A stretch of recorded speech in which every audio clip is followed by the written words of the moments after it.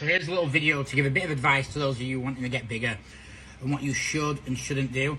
Actually, you know what? I'm just going to give a basic advice on something else, actually. I've just come up with this on a whim, so you'll probably appreciate it, though. So a lot of people don't know what a Widowmaker set is. They'll be like, when I say do a Widowmaker set, they're like, well, what's that?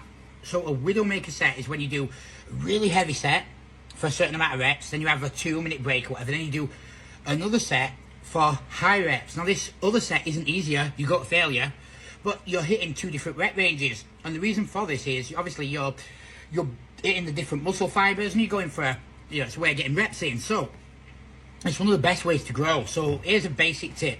So we'll do it. It can be done on most exercises. So let's do it on effective exercises, though, like the heavy compound lifts. So let's say you've done squat.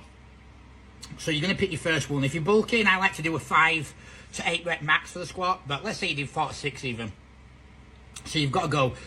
But you go to failure. So if you go, I think I'll get 4, but you get 4 and you go, actually, there's 2 more in there. You get your 2 more. You go to your 6th set and you'll go, your 6th rep, and you're like, you rack it in, you struggle, like, I wouldn't have got another. Right, you're done.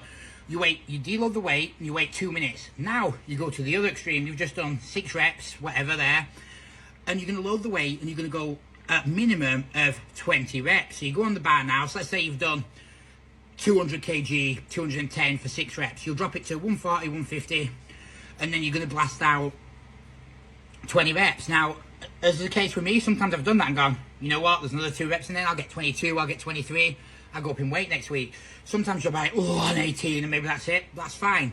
But the idea is you're hitting completely different rep ranges, and for your legs, this is very good. Even your shoulders, because it has a lot of medium, fast twitch, different muscle fibers, so these are very effective. It's also a way of, what's the word I'm looking for? It's a way of training the same exercise but getting a lot more out of it. You can do it with other exercises. Bench press, for example. Let's say you bench press 180, you get 6 reps, you go to failure, 5, 6 reps, you rack it, you wait your 2 minutes, and now you do 120. Yeah, let's say you do 100. You do 100 kilos and you do 25 reps to failure, and you will just be shocked at how much growth you'll see again. It'll just intensify and it'll shock you. Other ways is obviously you've got the rest pause method. Works completely different to that, but I'm just throwing stuff out there. So it's not a drop set. A drop set would be, use the bench press again, you do 180 kg, you get 6 reps, and immediately you go to 140 and get 4 or 5 more reps. Then you go to 100 and get 5 or 6 more reps. This is a full new set. It's letting you train your body in a different way, though. So you're doing a heavy weight and then a higher rep set. So that's another way of getting more out of your training. It's very effective, very easy to do, but you'll be shocked at how effective it is of giving you some new gains, especially if you've never done anything like this before.